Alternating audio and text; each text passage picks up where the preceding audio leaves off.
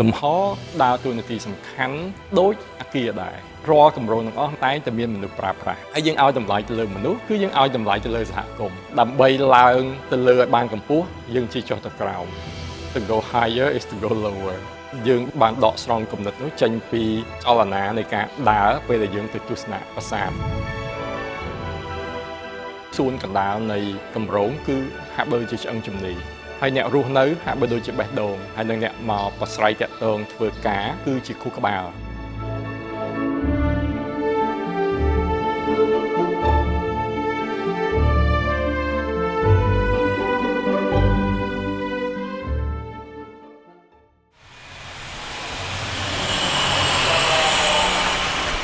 ពេលនេះយើងកំពុងឈរនេះគឺនៅជាន់ក្រោមដីទេដោយសារពលឺថ្ងៃចូលមកពេញហើយថ្ងៃក្រោយពេលដែលការឋានបញ្ចប់មានធម្មជាតិមានកន្លែងអង្គុយលេងមានការប្រើប្រាស់ space ហ្នឹងគឺ really activate ដើម្បីបង្កើតបាននៅគម្រោងអ្វីមួយការសិក្សានៅតំបន់ទីតាំងមជ្ឈដ្ឋានជុំវិញតំបន់បរិបទទីក្រុងនិងលក្ខខណ្ឌនៃការរស់នៅគឺជាកត្តាដែលមានសារៈសំខាន់និងចាំបាច់ដូច្នេះហើយគម្រោង Rose Apple Square បានបញ្ជ្រាបនៅលក្ខណៈសម្បត្តិទាំងនេះដើម្បីបង្ហាញពីតម្លៃនៃការប្រើប្រាស់លំហនិងបំពេញតម្រូវការលំនៅស្ថានស្នាក់នៅនិងការងាររបស់អ្នករស់នៅខេត្តសៀមរាប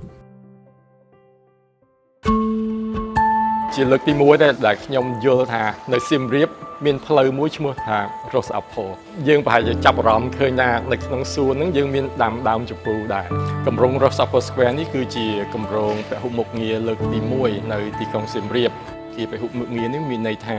មានមនុស្សដែលប្រើប្រាស់គម្រោងទាំងមូលហ្នឹងគឺមានប្រភេទខុសៗគ្នាគម្រោង Rose Apple Square ត្រូវបានរចនាឡើងដោយបានផ្ដោតសំខាន់ទៅលើការរួមបញ្ចូល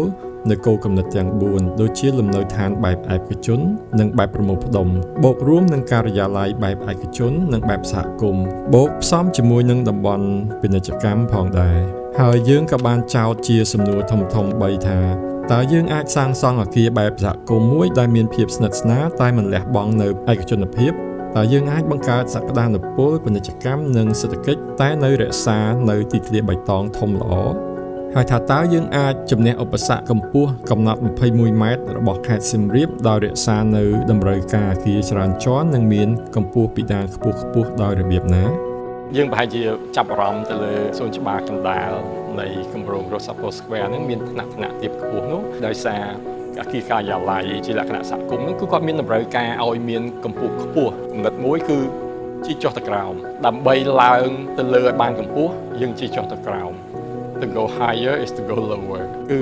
បានដកស្រង់គំនិតនោះចេញពីចលនានៃការដើរពេលដែលយើងទៅទស្សនាប្រាសាទថ្មដូចជាប្រាសាទអង្គរវត្តមួយក៏ប្រាសាទបាយ័នផ្សេងមានការឡើងកម្មចន្ទាឬមួយក៏ចុះកម្មចន្ទាអញ្ចឹងយើងគិតថាវាសមមែនតើនៅពេលដែលយើងសម្រេចចិត្តជិះចុះមកក្រោមចលនារបស់ការជិះហ្នឹងទៅជួបចំណតឡានបានពេលដែលយើងចតឡានហើយយើងគ្រាន់តែដើរប្រមាណជំហានយើងមកដល់សួនច្បារពេលដែលយើងចុះពីជាន់ផ្ទាល់ដីយើងបោះជំហានចុះមកកន្លែងខ្លះវាជាកម្មចន្ទាកន្លែងខ្លះវាជាថ្នាក់ធំដែលគេអាចអង្គុយលេងជាលក្ខណៈ2នាក់មួយ4នាក់មួយជា6នាក់តែពេលដែលគាត់ចុះមកដល់ចំណុចទីបំផុតនោះគឺជាកន្លែងមួយដែលគេអាចបង្កើតជាទីធ្លាមួយដើម្បីផ្លាស់ប្ដូរបទពិសោធន៍ដល់គ្នាទៅវិញទៅមកជាកន្លែងមួយដែលគេហាត់ប្រាណរួម tea break ចេញពីសាលប្រជុំជាដើមក្រុមហ៊ុន Native Landscape បានយកសួនកណ្ដាលដែលជាឆ្អឹងជំនីរបស់គម្រោងដើម្បីបង្កើនភាពលេចធ្លោរបស់វាហាក់ដូចជានៅនឹងព្រៃឈើនៅតាមជុំវិញប្រាសាទនិងជម្រាលភ្នំចឹងសម្រាប់ចរាចរណ៍របស់ឡានការធ្វើដំណើរតម្រូវឲ្យមានភាពងាយស្រួលជាទីបំផុតទាំងចុះទាំងឡើងចរាចរណ៍របស់ឡានដែលឡើងមកពីក្រោមដីមានប្រអប់បេតុងបញ្ឆិតផុសឡើងពីដីជាមូលហេតុមួយធ្វើឲ្យយើងបង្កើតបានជាសួនកុមារនៅខាងក្រោយក្រោមដីដែលមានរាងជាថ្នាក់ដូចតួភ្នំពួកយើងក៏បានធ្វើការយ៉ាងជិតផ្សងផងដែរក្នុងការបែងចែកចរន្តចរាចរណ៍ឲ្យដាច់ពីគ្នាដោយចរន្តរបស់ឡានត្រូវបានដាក់នៅទិសខាងជើងនៃគម្រោងឲ្យឆ្ងាយពីចលនាថ្មើរជើង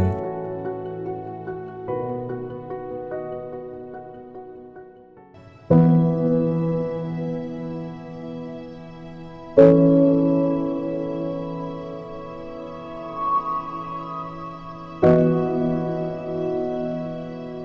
បានប្រៀបប្រដូចសួនខតយ៉ានេះទៅនឹងឆ្អឹងកងរបស់មនុស្សអញ្ចឹង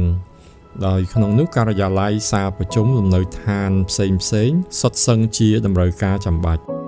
និងត្រូវបានតភ្ជាប់ទៅកាន់ខតយ៉ាទៅវិញទៅមកពួកខ្ញុំបានមើលឃើញឱកាសក្នុងការបង្កើតស្នាដៃមួយសម្រាប់ថ្ងៃអនាគតដែលឆ្លុះបញ្ចាំងអំពីអតីតកាលអ្វីដែលពួកខ្ញុំបានគិតជាគោលធំនោះគឺសួនកណ្ដាលនៃគម្រោងគឺហាក់បីជាឆ្អឹងជំនីហើយអ្នករស់នៅហាក់បីដូចជាបេះដូងហើយនឹងអ្នកមកប្រស្រ័យតាក់ទងធ្វើការគឺជាខួរក្បាលរបស់គម្រោងអញ្ចឹងជាឆ្អឹងជំនីរបស់គម្រោងដែលជាសួនកណ្ដាលនោះគឺមានតួនាទីសំខាន់ក្នុងការផ្សារភ្ជាប់បេះដូងហើយនឹងខួរក្បាលសួនកណ្ដាលនៃគម្រោងនោះគឺជាចំណុចប្រសពមួយដែលធ្វើឲ្យមនុស្សជំនាន់ក្រោយបង្កើតអនាគតមួយដ៏រុងរឿងបាន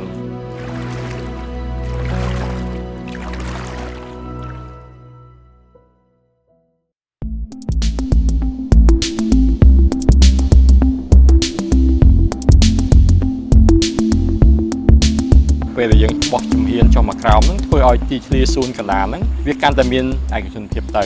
ទោះបីសួននៅកណ្ដាលនេះជាសួនសាធារណៈសម្រាប់សហគមន៍ក៏ដោយប៉ុន្តែវាដើរតួនាទីពីមុខមកក្រោយពីលើមកក្រោមហ្នឹងធ្វើឲ្យមុខងាររបស់សួនហ្នឹងវាមានលក្ខណៈពីសាធារណៈរហូតមកជាលក្ខណៈឯកជនភាពបានសម្រាប់ការប្រើប្រាស់សួននៅខាងលើវិញនេះដូចគ្នាសាធារណជនដែលមិនមានតួនាទីត្រូវមកទីកន្លែងនេះត្រូវបានកាត់ផ្ដាច់ហើយបើថាគាត់ត្រូវការឡើងគាត់ត្រូវការឡើងជាលក្ខណៈចេះអញ្ចឹងចលនានៃការបោះជំហានឡើងទៅលើហ្នឹងក៏ធ្វើឲ្យតួនាទីរបស់សួនកណ្ដាលហ្នឹងមានលក្ខណៈឯកជនភាពជាងមុនដែរ Yoga Deck វាមានតួនាទីឯកជនផងជាតួនាទីសហគមន៍ផងអញ្ចឹងវានៅមុខគេប៉ុន្តែដល់ពេលយើងដើរកាន់តែជ្រៅមកក្នុងយើងមកអាំងហែទឹកចលនាទាំងអស់ហ្នឹងពីមុខមកក្រោយពីក្រោមមកលើហ្នឹងគឺបែងចែកមុខងារនៃការប្រើប្រាស់របស់សួនហ្នឹងទាំងមូលរហូតមកខាងក្រោយនេះដែលយើងហៅថាជាសួនរបស់កុមារក្នុងសហគមន៍ផងសម្រាប់អ្នករស់នៅជិតខាងហ្នឹងគាត់អាចចូលមកបានផង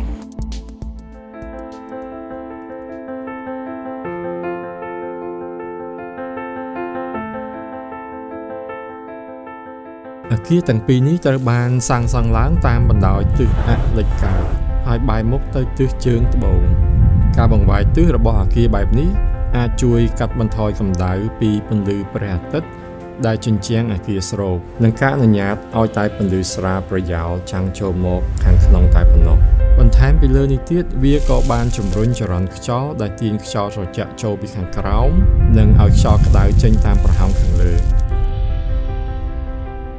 តម្រូវការសំខាន់របស់ស្ថាបត្យកម្មបៃតងមួយទៀតនោះគឺការបង្វែរទិសរបស់អគារយើងព្យាយាមកាត់បន្ថយទំហំអគារ massing ហ្នឹងធ្វើម៉េចកុំឲ្យអគារមានលក្ខណៈធំពេកបើយើងពុះអគារជា2វាបង្កើតជាឱកាសថ្មីមួយទៀតឲ្យយើងជៀសផ្ទៃនៃអគារដែលត្រូវបានចាំង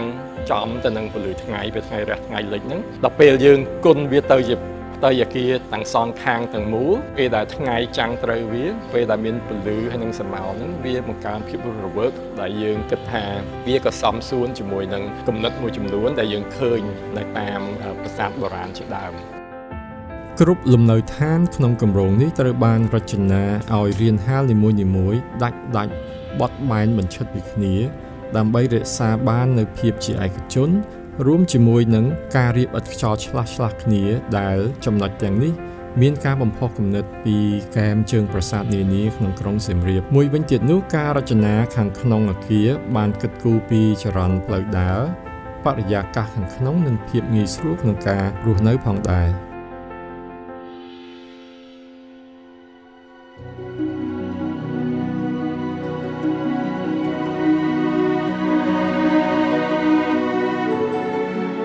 សម្រាប់ខ្ញុំពេលដែលយើងសិក្សាគម្រោងប្លង់នីមួយៗនោះគឺយើងឲ្យតម្លៃទៅលើលំហដើរតួនាទីសំខាន់ដូចអគារដែររាល់គម្រោងទាំងអស់តែតែមានមនុស្សប្រើប្រាស់ហើយយើងឲ្យតម្លៃទៅលើមនុស្សគឺយើងឲ្យតម្លៃទៅលើសហគមន៍ពេលដែលយើងសិក្សាគម្រោងប្លង់អ្វីមួយគឺយើងត្រូវតែគោរពភូមិសាស្ត្របំផុសគំនិតដែលឆ្លុះបញ្ចាំងអំពីអតីតកាលរបស់តំបន់មួយហ្នឹងឆ្ល ឆ្លោះប្រចាំងអំពីវប្បធម៌អរិយធម៌ឬមួយក៏អ្វីទៅដែលជាអ្នកជិតខាងជុំវិញយើងពេលដែលយើងឲ្យតម្លៃទៅលើអ្វីទាំងអស់ហ្នឹងហើយធ្វើឲ្យយើងយល់ថាសព្វកម្មមានន័យខ្លាំងណាស់ក្នុងការអភិវឌ្ឍមនុស្សយើងពីសម័យកាលមួយទៅសម័យកាលមួយអញ្ចឹងយើងផ្ដោតទៅលើគំនិតទាំងអស់ហ្នឹងដើម្បីបង្កើតអ្វីទៅដែលជាសព្វកម្មរបស់យើងសម័យកាលរបស់យើងសព្វកម្មមួយដែលឆ្លោះប្រចាំងពីអតីតកាល